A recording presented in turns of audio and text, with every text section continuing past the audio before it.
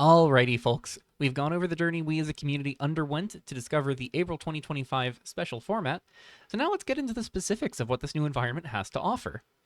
As always, links to the custom Magic Discord and the important resources for the community are in the description below, along with a link to the list of playing cards as we first uncovered them. We have 70 cards to get through here, so let's not waste any more time. Before we can dive into each playing card on their own, however, it's important to make sure we're all on the same page about how this works. This tournament will be with the usual Revolution standard card pool and the normal deck building rules for a 1v1 match in the GQ Chaos Reigns season. However, you'll also need to include a list of 10 to 15 unique playing cards in your sideboard to be shuffled together with your opponent's choices at the beginning of each match. During gameplay, you'll begin the match on a plane chosen at random from the combined deck after mulligans have concluded, and can roll the planar die as a sorcery for 0 mana, plus 1 additional time for each instance in which you've already rolled the die this turn. The base effects of planes usually apply to all players, meaning any that accrue value for you do so for your opponent as well, and any that harm your opponent can hurt you too. The planar die has a 1 in 6 chance of rolling to planeswalk away from the plane you're currently on to a new one, and a 1 in 6 chance to cause chaos to ensue. When you planeswalk, the current plane is returned to the deck, and a new plane is drawn at random, with Lackeybot handling the rolls as you need it to. When chaos ensues, you perform the action noted on the current plane, often providing an effect for you specifically, but sometimes affecting all players or even the plane itself. Importantly, starting the game on a plane does not count as planeswalking for the purposes of any effects that check for that, but any upkeep triggers will occur on the first turn of a game. We'll be going through these plane cards in the order of which set's world they depict, in chronological order specifically, starting with the first set to rotate out of Revolution in Vastoom, and ending with the cards for GQ Chaos Reigns. Kicking off our list is Goresand, a plane card that causes any creature you have entering to deal 1 damage to the opponent. Additionally, rolling Chaos causes you to just make 2/2 red hyena creature tokens. This seems a pretty potent aggro token plane to kick off the list, and though it can be dangerous to land on if your opponent is the more aggressive of the two strategies at the table. The Chaos ability here is pretty nice, especially if earned with the free die roll for the turn, but if you're on a deck that cares about being on Goresand, I'm not really sure you want to risk planeswalking away for the roll and a chance to make a couple tokens. Next on Vastoom is Fragile Haven, which has a player create a 1/1 white nomad creature token with Vigilance on their end step each turn, with the Chaos effect causing you to journey 3 times before planeswalking. The tokens arriving at end step can be a bit of a tricky proposition, as choosing to roll the plane dice always means attempting to leave the plane with or without the 3 cards banked off of the journey from the Chaos effect. And successfully leaving will often mean your opponent was the last beneficiary of the token generation here. The value offered by the Chaos mode is pretty high, however, especially as successfully rolling it ensures that you deny your opponent the chance to gain that card advantage. But with the tokens having Vigilance, it'll often be difficult to actually convert the journeyed cards into card advantages without any internal deck synergies. It's a solid enough aggro plane and especially token plane, especially if you're the player that planeswalks into it, and especially if you're the one that brought it to the table. Last for Vastoom is the Source Chamber, which allows you to play cards you own from outside the game. This is actually a pretty powerful ability at a baseline, and one that opens up sideboards to be more of an active part of the main gameplay. Though with Source Chamber usually being a 2 in 20 chance to find at best, and often being a 1 in 30 at worst, it's hard to consider it reliable enough to make a plan around it. The Chaos mode, which grants all of your permanents a mana ability for any color, could be used explosively in decks that generate a lot of trinket tokens like artifact synergies, but that can be tricky to line up since you have an equal chance of just leaving the plane when you attempt to roll for Chaos. Moving on to Detros, the setting for Secrets of the River Cities, we have Coir Station, which allows each player to make 1 2/2 white soldier creature token each turn if they can disturb the piece in that turn. With disturbing the piece often only being a 1 per turn instance anyhow, this seems best in any deck looking to play at instant speed during the opponent's turn, particularly creature-based tempo and flash shells that can try to push for 2 tokens every full turn cycle. The Chaos Clause can be pretty rough, however, as running this means you're inclined towards not trying to leave the plane, and therefore it makes your opponent more likely to want to roll the planar die, and them hitting Chaos as a consolation, getting to shut down 3 of your non-land permanents for a turn cycle, can be pretty tough on a tempo strategy. That being said, the ceiling here is really high for a deck that can leverage disturbing the piece reliably and prevent the opponent from doing so I'm certainly a fan of this one. 4th Street has a recurring end step trigger to hit each opponent for damage equal to the number of spells you've cast this turn, incentivizing high game action counts for maximized value. The Chaos mode here is particularly juicy, with not only the offer of a free spell, but also the chance to reroll the die for free, and potentially yield even more value. I think this one's a tricky plane to fully parse, as it skews towards being a combo payoff, but that seems hard to have reliably, and it's very dangerous to have out against lean aggressive decks that can multi-spell with ease, so we'll see where this one crops up most often, if it does at all.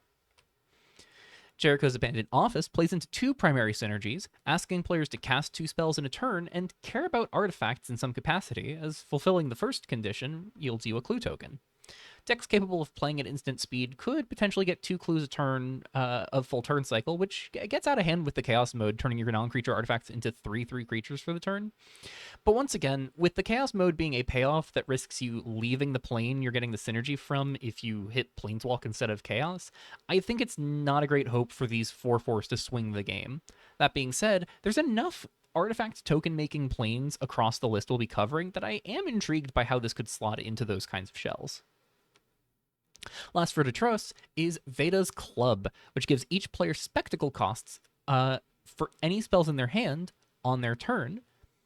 reducing the spell's cost by 2 if they can inflict loss of life to their opponent.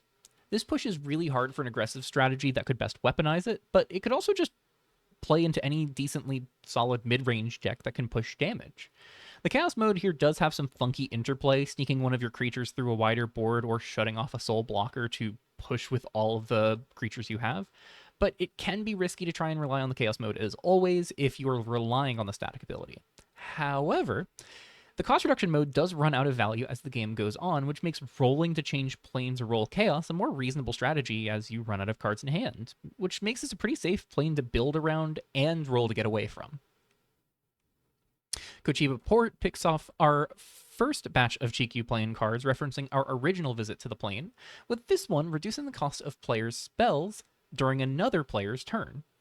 This is another one that's great for more tempo-oriented strategies, particularly with things like Omen of Deception and Agent of Deception, which would cost 1 while on Kochiba Port. But do be wary, the Chaos mode here is very likely to be a drawback for including it, as building to leverage this passive encourages the opponent to spin in order to try and leave and deny you this ability. And if they fail to leave but still roll Chaos, they can punish you for still being there by picking off your non-land permanents. This is likely to be a strong tool for decks built to weaponize it, but be very careful about giving your opponent free removal, and also be careful of any opponents who might just have instant speed interaction of their own to leverage this without needing to run it on their end of the scale.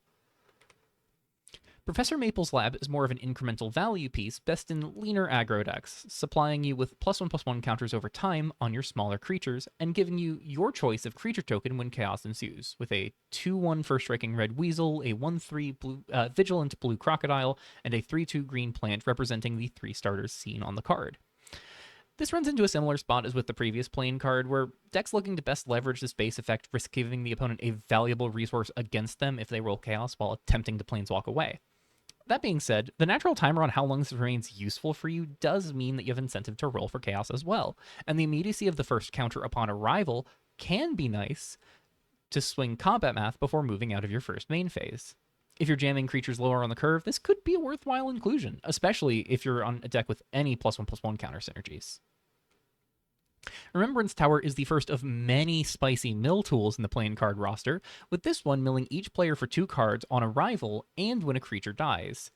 Once again, though, it comes with a liability.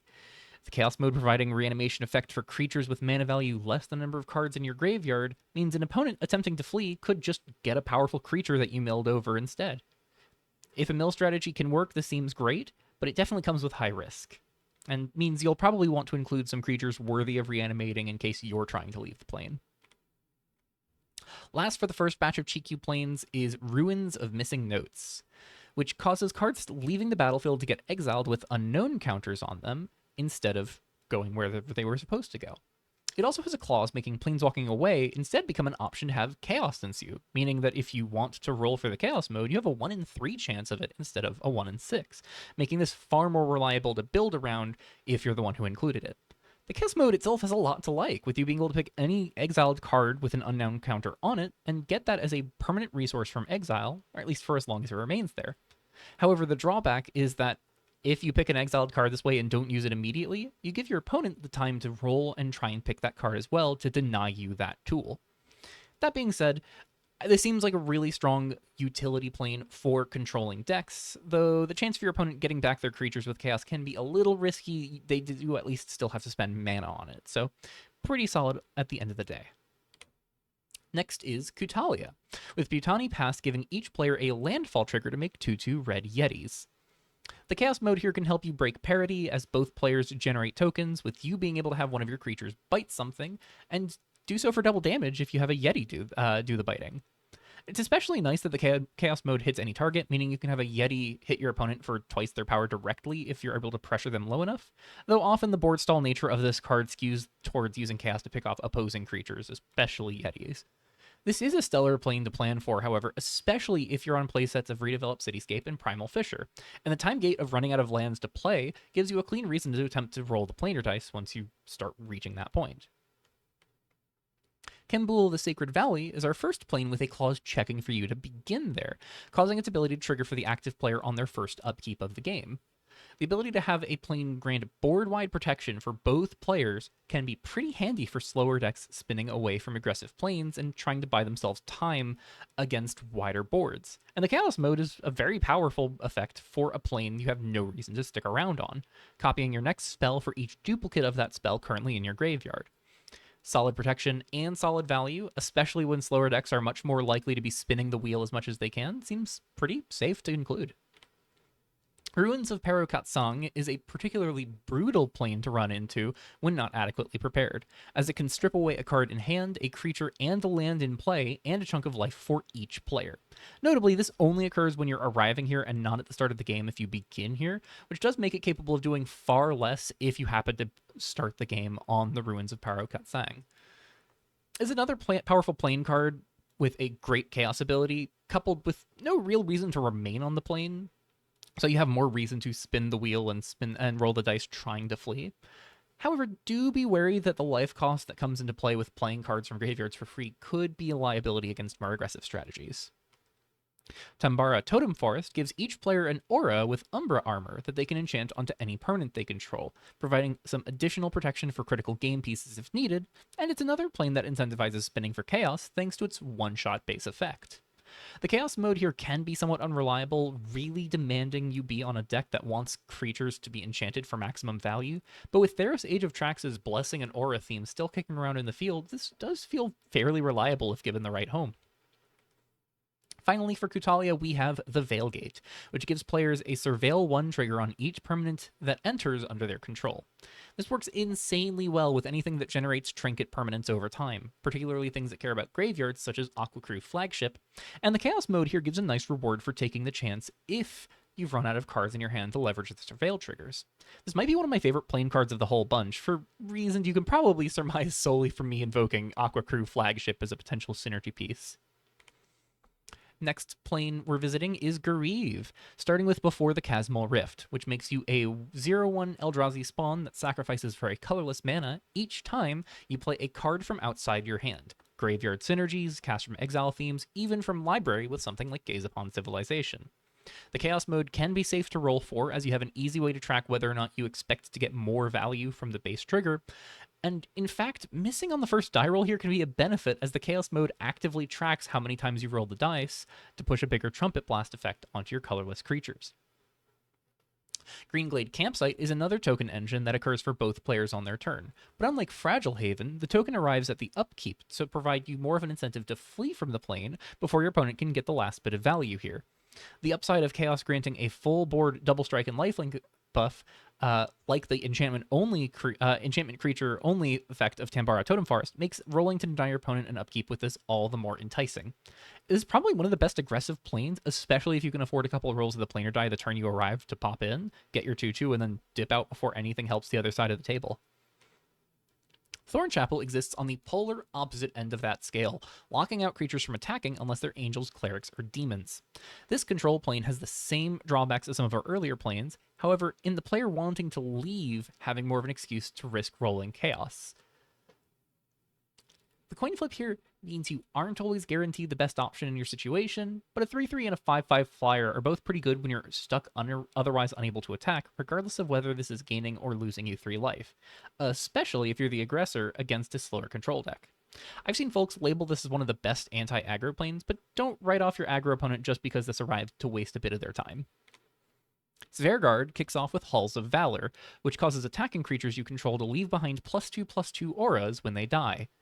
A solid reward for pushing damage to the opponent with a chaos mode that's more likely to benefit aggressive plans than controlling ones, especially, or rather, albeit, with a catch that it doesn't play nicely with planes you'd want to planeswalk to on your first main phase.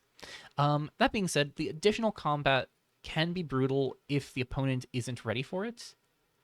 And rolling on second main can be safe even if you're against opposing strategies, to potentially planeswalk and deny the opponent the chance to yield buffs from the base ability. Apologies, I had a brief moment of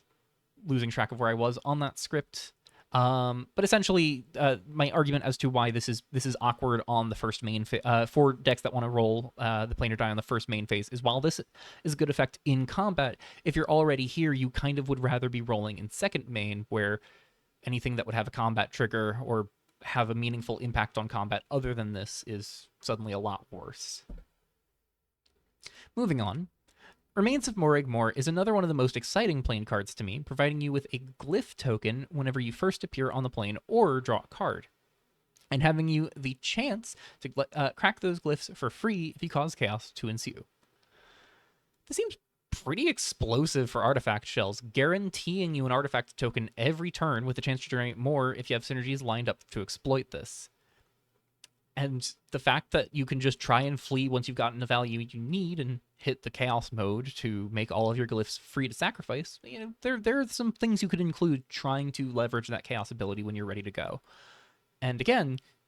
if artifact decks just start drawing cards, Deadly Dispute is in this pool. Sacrifice a glyph to Deadly Dispute, draw 2 cards, make 2 glyphs, make a treasure token seems really strong. Moving right along to Media, the plane where Viridian's last mission takes place, we've got Den of the First Dream, which grants your instant and sorcery spells flashback on your turn and can mill each player for 10 when chaos ensues. This is a particularly frightening tool for mill decks, as pieces like Finax's Judgment can be reused to mill a player for 8 cards twice while striking fear into the opponent, because attempting to flee and deny this engine to your opponent, the opposing mill player, carries an equal chance of you denying this plane as it does milling you for 10. If any plane has a shot at cracking the game open for mill strategies this next month, it's gonna be Den of the First Dream. Justiciar Test Lab is another artifact token engine, making you a keyword gadget on arrival and upkeep for either flying, trample, or menace. Aggressive decks leverage this better than most thanks to all 3 keyword gadgets providing some form of evasive effect, and it also opens the door for more value from the extra combat of that chaos mode untapping your modified creatures. That being said, this is also just safe to use for general artifact spam strategies, so keep an eye out on this one. New Tellison is a beautiful tool for ramp strategies, letting each player add a card to their evil plan when they arrive or start their turn here. The Chaos mode is especially spicy should you take the chance to roll it, with the opportunity to slam a bunch of bombs for free instead of paying 7 mana to do so, making this a really intriguing option in the right strategy. Queen Selena's private collection rounds out our locations on Media, giving players tapped treasures whenever they cast spells, and giving anyone that rolls Chaos a Gilded Lotus for their troubles. While folks might be inclined to think of Storm decks spamming spells to get more mana for next turn, my mind immediately turns to Sustainable Investments, which can convert these tapped treasures into repeatable mana sources for longer-term value. The Chaos mode yielding a Gilded Lotus is a nice consolation if attempting to leave, even if you're just using that Lotus to immediately roll the planar die again. Prismatic Pool kicks off our offerings from Karsus with a funky, kinda matchup dependent ability that checks the colors of your spells and their targets, and rewarding you with card draw if those colors are enemies, such as a white spell targeting a black permanent or a blue spell targeting a green. The Chaos mode similarly functions well in this circumstance, letting you pick a color from among permanents on your board and remove up to one permanent of each enemy color that's in play. This can be a bit risky, as if you have an enemy color on your opponent's board, they inherently have a relevant enemy color on yours. But the fact that this doesn't check for targeting the opponent's spells and abilities means you can also just leverage this in a deck running enemy colors, such as a blue-green shell that could take a line such as using Ensconce on a blue creature to protect it from removal, and then drawing a card from your Ensconce. Karsu's Spine is probably one of our most straightforward planes in the roster, merely cost-reducing your dragons by 2 and giving you a Chaos mode that gives each player a 4/4 dragon, though whoever rolled Chaos at least gets some treasures for their trouble. I've seen folks speculate on the strength of a turn 1 Covetous Frostworm off the back of starting on Karsu's Spine, which is really, really strong. But I also just like this in the Sustainable Investments shell I just mentioned a few moments ago, which already likes Dragon Synergy tools such as Dante and Iviana, and would be more than pleased to roll Chaos when attempting to move to a different plane. Also great with treasure and artifact themes is Ukshu Wilds, letting each player crystallize on their upkeep or when they arrive here. The biggest danger with Ukshu Wilds is ever attempting to go wide, as the Chaos mode culls smaller creatures until each player is left with only their largest power body on board. But for a deck leaning on treasures and big creatures, or individual bodies looking to scale stats, Ukshu Wild seems poised to do great things. The Ashen Forges heralds our move to Karslav, with a spellcast trigger to create a weapon token, and a cost reduction clause for the next equip ability you activate, as well as a Chaos mode that lets you sacrifice up to 3 permanents from among artifacts and creatures to draw twice that many cards and add twice as much colorless mana. While on the surface this seems like just another artifact spam tool, and a powerful one at that, this is also really interesting for any creature-centric strategy, as the free equip clause means any creature you cast can guarantee it'll be able to at least attempt to put on the most recent weapon token. When every spell gives you +1/+1 to a creature that can then shift around over the course of that game, that becomes a lot of stats piling up rapidly. And if you're a deck that's able to generate a lot of mana, you might not even need that cost reduction to equip all of your weapons. The Broken Field provides a different kind of aggressive tool, allowing you to attack with reckless abandon, knowing that creatures that die after being blocked can just come back with a -1/-1 counter if they didn't already have one. This is especially solid for creatures that innately gain or otherwise expend these counters, such as discharge creatures from Cyberos, and can also be good with utility creatures that come packaged with meaningful enter triggers, as they get to either slip through for damage or guarantee additional value when they die in combat. The Chaos mode even provides an additional means of stripping those counters off, as well as potentially taking away meaningful counters from your opponents, made better by the fact that the base ability of the plane encourages you to roll on second main anyhow to improve the situation on your board. The Silenced Court is an overwhelming, immediate shutdown of all creatures in play. And while they do return when you depart from this location, they do so with smaller stat lines, making it a solid exchange regardless. This is probably the safest include for slower strategies, especially as the Chaos mode not only allows you to potentially steal your opponent's creatures before they get any back, but also comes with your to your opponent with the risk that they can get their board back with those -1/-1 counters they may prefer to avoid if they're trying to roll Chaos. It's especially good into token strategies that seem liable to be popular with all the token-generating planes in the pool, so expect to see the Silenced Court ruining token players' days at least a couple times next month. One of the most exciting aggressive tools in the field comes in the form of the 5-Thorn Maw, which pings each opponent every time you tap a creature you control and provides you a means to tap 2 of your creatures at once for only 1 mana to impulse draw for the turn. The Chaos mode is particularly complex and intriguing, allowing you to fast-track the untap of creatures and lands you control immediately at the cost of losing out on their next normal untap. Its damage and card generation for aggressive decks, especially ones that may struggle to punch through the multitude of board stall causing planes in this field, so definitely keep a ready eye out for this one. Heading to Eltenzia, the home of blood-like rivers, brings us to Eltenzia's Toll, a Keening Bell Tower-like effect that deals 1 damage to players whenever their opponent draws a card, and can provide some card selection and extra damage whenever chaos ensues. This obviously seems best in decks packing ample card draw to leverage it, such as shells with Lightspeed Launcher or Scrapyard Mecha, but can be risky to include as it can provide your opponent with a chance to push the last few points of damage they need to kill. It's high risk, high reward for you against the right strategies, but be very careful of who you run into with this. Seed of the Rose Court encourages large chunks of damage rather than individual pings, yielding you a blood token whenever an opponent loses 2 or more life, and comes packaged with an alternate use for those tokens in its Chaos mode, letting you sacrifice 2 permanents to copy your next spell of any type. Both the base and Chaos abilities seem solid for aggressive plans here, especially if they appreciate the card filtering, discard, or even just trinket artifact in some capacities, such as with Cybersoul creatures. Kaiwan's Testing Grounds is tailor-made to be leveraged in certain strategies while being generally rough for others, yielding a 2/2 flying Drake on each instant and sorcery spell you cast, and with a Chaos mode that just rebuys an instant or sorcery. Spellslinger decks and more controlling shells can put this to good use, and while it can be especially safe into more aggressive creature-centric plans, there are absolutely some tempo strategies that could weaponize this as well. Its very existence as a good card for stack-based spell-slinging encourages players to consider decks that come with a fair few instants and sorceries, so you can punish an opponent that includes this in their list of planes. Starfowl Glade seems very spicy with some of the tools currently around in the format, threatening to allow a repeat flicker on permanents, such as the enchantments from Theros Age of Tracks, like Phanax's Touch and Omen of Slaughter, turn by turn if your opponent's unable to leave the plane. And if you're willing to take the gamble, you can even try and hit Chaos for an immediate flicker of your full board. This can even be used to reset Planeswalkers running low on loyalty, though not in terms of granting additional activations unless you're flickering them from rolling Chaos.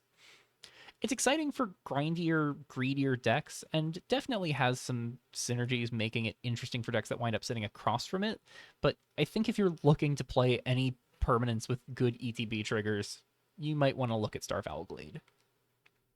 The 2K is a funky aggressive powerhouse that turns 1 land on each player's turn into a 4/4 elemental with vigilance and haste, threatening a sudden surge of damage back and forth between players at the risk of exposing your lands to creature removal.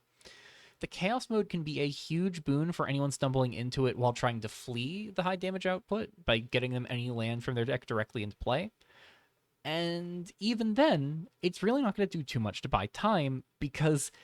this just deals 4 damage every turn. It is such a quick tick up in terms of life totals whittling away to nothing. So be very, very cautious of, leaving yourself open to the 2K just suddenly killing you out of nowhere. But if you're leaning on this, also be cautious of instant speed removal just destroying one of your lands. The Bastion d'Orlais brings us into Verot with another startlingly fast aggro tool. While it's slightly less impactful than the 5-Thorn Maw overall, its presence does supply aggro decks with a decent degree of consistency for that type of effect. Though this also falls into the camp of having a detrimental Chaos ability for the opponent to roll against you, as the Battering Ram can give them a means of buying some time while they're trying to leave the plane. Though, at the very least, if they're blocking with that Battering Ram, the trample's less important. Between this and 5-Thorn Maw, I think aggro has a lot of really reliable damage output between a couple different double-ups of powerful planes, such as a double-up we'll see on the 2K in just a moment, so don't ever get too complacent against faster decks. Beauclair Manor can be a nice tool with disposable permanents, be they enchantments with ender triggers, or trinket artifacts from other planes, by turning them into 2/2 nobles that can gum up the board pretty effectively. The Chaos mode here is more funky than anything, and while it has the potential to lead to some intriguing lines of play, it often won't be too impactful, since it's undone when you planeswalk to a new location. The Golden Palace is another solid control tool, rewarding multiple draws or life gain with the ability to stall an opposing creature at your end step. Though it will, with it being an anti-aggro tool, you risk the Chaos mode giving the aggro player additional resources in life as they attempt to get out from under this piece. Foundation Headquarters is another mill tool, binning 8 cards for each player, even if you start the game here, and offering a really phenomenal Chaos effect if you happen to spin it when trying to get away from this one-shot starting effect to a longer-term engine. Getting any instant or sorcery from a graveyard for free is already nice, but being able to get 2 of that spell if it's a high enough cost is icing on the cake. While it's not the best of the mill planes, it is great support for that shell. Vodlin's Laboratory is probably one of the trickiest planes to effectively parse, as it's often just dead in the early turns of most games and is pretty situational to tether onto an on-arrival trigger. It can generate some nice value, but giving your opponent resources makes this a bit rough to see if you're investing some mana to rolling the planar die this turn, especially if that expenditure prices you out of casting one of the creatures you might want to play out of your graveyard when you buy it back with this. The Chaos mode's decent, granting one of your creatures death touch is nice, but it's about as exciting as the rest of the card. Zolo's Ring is another startlingly fast aggro tool, having each player make a 3/3 Ox with haste on their upkeep and on arrival, and forcing that creature to attack immediately. It's best to hit it on main phase 1 to get to that pressure instantly, but hitting on your second main isn't awful, as you get to keep the blocker up for your opponent's token next turn. The Chaos mode is a great incentive to spin after getting your upkeep trigger, so you can push more damage in combat, and makes this a stellar tool alongside the 2G to just push a ton of damage out of nowhere if you can flip into this. Or the 2G. At last arriving in the current batch of planes available in the REV standard pool is Prismavera, where Hyperpop occurs. Korgan Ozen Command is another interesting slower tool to have, with the repeat Scry providing a lot of value for fine-tuning your draw every turn. As always, the mutually beneficial upkeep trigger incentivizes you to spin away on your turn before the opponent can do so, and be the last one to get value from this plane. And spinning comes with the added chance to pick any one card from the top 12 to draw if you spin Chaos. A very solid controlling plane, though one that's not quite detrimental enough to be super safe into any opponent. Rio Mancuna is a pretty weird one, rewarding you for either having a small board or just being in the opening turns of a game by drawing you a card whenever you cast a permanent type you don't have in play. The Chaos mode encourages this diversity of card types, giving you a larger creature the better your graveyard is, but I'm really not sure where this one wants to be. Hollow Arts District is another land animating option, though one that feels a lot slower than the 2G and seems inclined more towards control shells looking for ways to slip blockers into play without too much effort. The potential of the Chaos mode here is really high, even if you only have a couple fetch lands in the bin, especially since the lands come in untapped. However, as is true for most of the build around Chaos modes, the odds being 1 in 6 and equal to the risk of departure makes this pretty unreliable at the average case.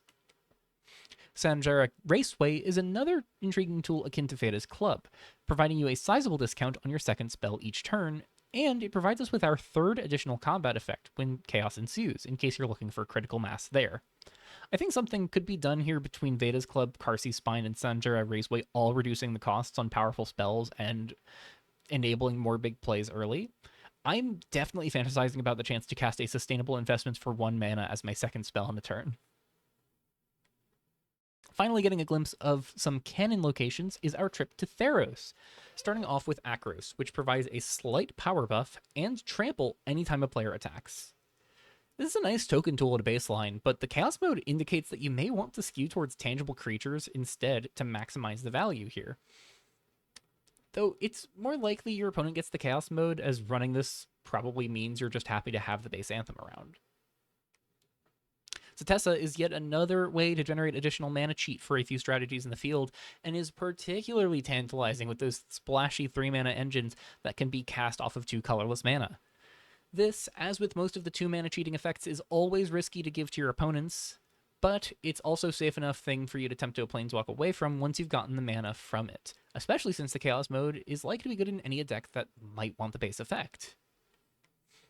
Ruins of Elantine is a big splashy value tool, copying up one of your permanents at your end step if you have the mana to pay for it. Worst case scenario, your opponent is on this, and you get to pay 0 at your end step to copy a creature token. It's generically strong, but better when you can build with it in mind, and the better it'll feel whenever... sorry, having moments of rereading my script. The better it'll feel whenever it comes up, regardless of if it's actually in your deck, much like with Kaiwan's Testing Grounds. Preparing for it is always better, even if you're not playing it. The Chaos mode is particularly rewarding if you're in a single color, but even just having a devotion of 2 or 3 here isn't the worst thing in the world, especially since if you don't depart from the plane, you can just copy the token that you made with Chaos. The Underworld is another one of the mill tools available, punishing or rewarding players for casting spells by milling them for 4. This can be used in conjunction with surface cards to keep the graveyard full, or used against opponents to put them on a difficult path of increasing your clock in an effort to progress their clock against you. The Chaos mode is a lot to read through, but essentially it just peels a creature from your graveyard and converts it into an aura, granting its stats, activated abilities, and triggered abilities to the creature it's enchanting. Bora Depths is our first location on Uldoon, which grants players spells flash on their opponent's ending phase and lets you draw a card while untapping some mana if you ever spin into Chaos. It's a really awkward plane, honestly, and it might be one of the biggest victims of the syndrome of powerful engine planes for decks that want this effect, where it just gives the opponent a reason to try and roll Chaos as much as they can or roll to Planeswalk away. Because the Chaos mode here is great, but if you're playing this, you probably want the passive, right? It honestly might be the worst plane in the pool, because rolling into this means you need to wait through all of your opponent's attempts to try and leave this plane on their next turn before you get a single chance to get any value from it on their end step, especially when the synergies that play best into this type of effect, currently in rotation, already just operate at instant speed anyhow. The one silver lining about Bora Depths is the randomness of it. If it is the plane your opponent planeswalks into on their turn, you do get immediate value from them going to their end step. But that's just not safe enough to be worth putting this into your deck unless you're really just kind of messing around. Or you really want stuff to maximize Chaos value, because it's a good Chaos effect for sure. It feels weird to describe a blanket 1 mana cost reduction as fair, but compared to some of the double mana cheating effects we have, Mokar Valley doesn't feel too egregious at the baseline right now. The Chaos mode can be really nice when you stop getting value out of the cost reduction, as you're both more likely to want to spin with more mana and fewer cards in hand, and hitting Chaos means you can still keep this around to cost reduce the creature you got. That all being said, it's not clear what shells can use it best, but Mokar Valley is definitely worth experimenting with.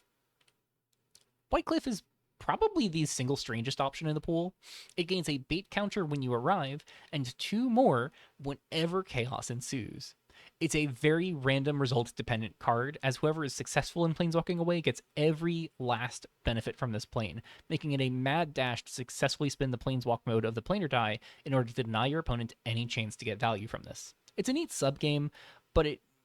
seems prone to creating some pretty annoying game states if it ever gets out of hand. Castle Stelia starts our visit to Cyberos with an intriguing rebuttal to some of the fast mana cheating out of some of the other planes, stalling out what other decks are trying to do, though it does come with a treasure every turn to at least mitigate the attacks on your first spell each turn. The Chaos mode here mostly feels like fluff,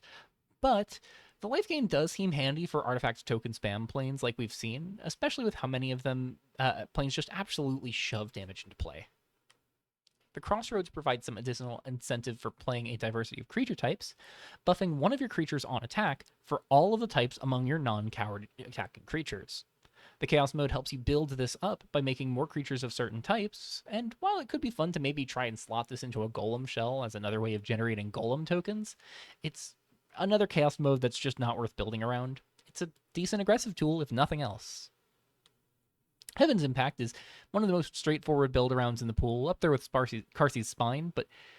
this is probably just not going to cut it. The Chaos mode is another fun one if you ever get it, letting one of your creatures permanently become a copy of another one, and gaining the artifact typing as a bonus, but the Chaos isn't reliable enough to jam it solely for that, and I'm not sure any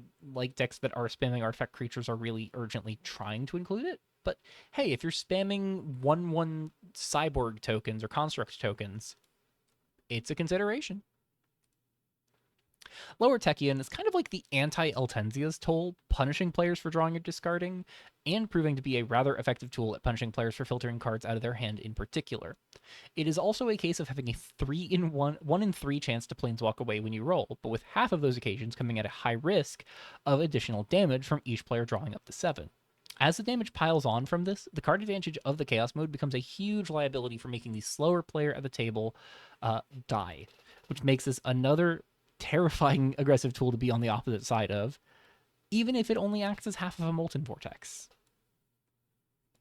The Ozone Wood is another strange one, exiling the top card of your deck on arrival and on upkeep, but not innately letting you do anything with those cards, though it does provide you a cost reduction to spells cast from anywhere other than your hand. Chaos here allows you to play cards exiled with the Ozone Wood regardless of if you own them or not, but as always, the gamble on trying to get Chaos instead of Planeswalking seems very unreliable. The real spice here is using this to reduce flashback and surface costs, such as playing Unhallowed Voyage for only 1 mana, or surfacing a root fossil for 2. However, that does require you putting more costly flashback and surface effects into your deck to begin with to maximize the value here, which becomes awkward when this is just one of at least 20 and at most 30 planes. So it's a big deck building cost for very inconsistent reward. Tower of the Tech Magi is one of the biggest high roll planes in the roster, allowing you to untap a land or any other permanent whenever you cast an instant or sorcery and potentially chain through a ton of 1 mana spells all at once. The Chaos mode here is just fluff for the most part. That usually comes as the consolation you grant an opponent if they can't leave. But otherwise, this is the return of Orbinoid. If people want to do Orbinoid combo, rather than having to bring back their 3-drop and get a whole strategy set up,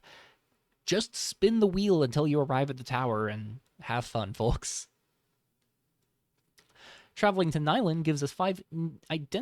nearly identical plane cards with very similar base abilities, though each one is associated with a particular color and giving you a pledge on arrival and upkeep, choosing from 3 cliques depending on which color they are.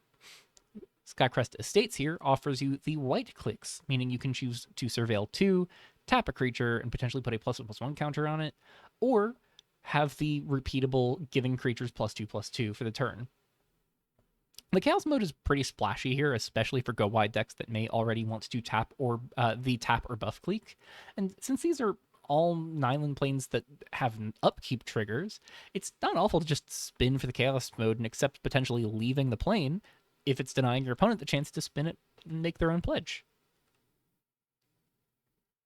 Data Channels provides the blue cliques, so Surveil 2 again, tapping a creature and putting a +1/+1 counter on it again, or making a 2/2 with Decayed. And this one's Chaos mode lets you surveil 1 before rebuying a non-creature card, be it a land, instant, sorcery, or big splashy planeswalker. Now, it's worth mentioning that while all of these Nylon planes come with inbuilt synergies, there's also just value to be had here in actively caring about pledging, whether it's leveraging the fact that these provide a clique often for no mana, meaning your first pledge spell actually does something more impactful, or leveraging the 2 alternate pledge abilities between Corrupt Congressman tormenting the opponent and Quendril Accords yielding a crazy value bomb every turn. It's also just better for approval synergies by providing you a 3-color permanent if you can hit one of the Nylon planes, regardless of which one you arrive on. So keep that in mind for sure. Gravelgate Underpass provides access to the black cliques, Surveil 2 again, make a 2/2 with Decayed again, or make a treasure, and Chaos lets you put in a Decayed counter on an opposing creature to both restrict it from blocking and make it a one-shot attacker. Underpass gets a bit more value in my eyes than the first 2, as I think having a way to get access to Vishanki Incorporated and start making treasures on the first turn is a very good reason to include it, even if that provides value to the opponent as well. Gold Peak Gateways got our red cliques, the 2/2 Decayed, the treasure, and the +2/+2 buff, and can teach a creature menace whenever you roll Chaos. I think this is the weakest Chaos mode, but I also think this might be the strongest suite of cliques to choose from for one of these planes, so I think it's an acceptable trade ultimately, and teaching menace can still be very relevant depending on the situation. Finally, Test Site Syzygy, I hope I'm pronouncing that right, is our green option, pledging for a creature, a treasure token, the +2/+2 buff, or tapping a creature and potentially putting a +1/+1 counter on it. Chaos here yields 4 mana of any one color, putting it honestly up with Skycrest Estates in my mind for one of the best Nylon Chaos modes here, even if it's just helping you pay for additional rolls of the planar die. But having access to the Vishanki clique to make treasures also just makes it, I think, my favorite of the 5 Nylon planes. Our final Revolution batch of planes is our return to Chikyu in Chaos Reigns. Starting with Kaina City Market, which lets each player, once a turn, amass Toys X whenever they cast a spell, where X is the mana they spent on that spell. As another beneficiary of instant speed tools because you can get multiple triggers per turn cycle, but it's also just good with solid big spells to tap out for, to drop alongside a massive stat bomb. Chaos here copies any token in play and copies their counters too, meaning there's always a risk of your opponent trying to flee and instead getting to match the toy army you've built up over time, but it's honestly just a really cute plane for just messing around and making big toy tokens. Minamo City Contest Halls, another weird one. letting each player choose a creature to force into combat each turn, and letting each player stun a creature when they don't control whenever anybody rolls chaos. It's a tough one to parse in all honesty, and I'm inclined to say it's probably without a good home, but it's definitely a fun one to run if you want to max out the casual vibes for this month. Mishiro Town comes to us as a nice bit of added consistency for both players, finding each a basic land from their library on arrival to their hand, as well as a means for tutoring small creatures to their hand if they ever roll chaos. I think this is just a solid mainstay include for pretty much any deck, especially if you're leaning on lower cost creatures, because you can just smooth out your early turns by guaranteeing you have an untapped land from this. And if you get it later, this rolls chaos to go find you your best creature at the lower end of your curve, as well as just rolling to planeswalk and deny the chance for your opponent to tutor a creature. Finally, for Chikyu is Mysterious Ruins, which gives players a cast trigger to have any player mill X cards, where X is the spell's mana value, and the Chaos mode lets you pick a card from your graveyard and impulse draw it through the end of your next turn.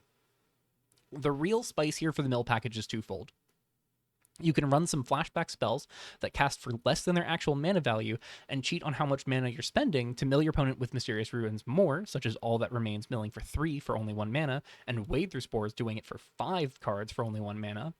And the presence of those flashback spells in your deck innately punishes your opponent for ever targeting you with their own spell's mill effects, effectively pricing your opponent into committing to escaping Mysterious Ruins before they even cast anything from hand. When so many of the mill planes ultimately mill both players, the flashback package for mill seems especially potent, so definitely keep it in mind. Now, while that does encompass every plane we visited in Revolution's standard sets, as you may remember, if you watched my first part in this series on the puzzles solved to uncover this announcement, we did have a special April Fool's format back in April of 2022 that folded cards from official standard into the card pool, starring a tournament called Grand Prix Towashi.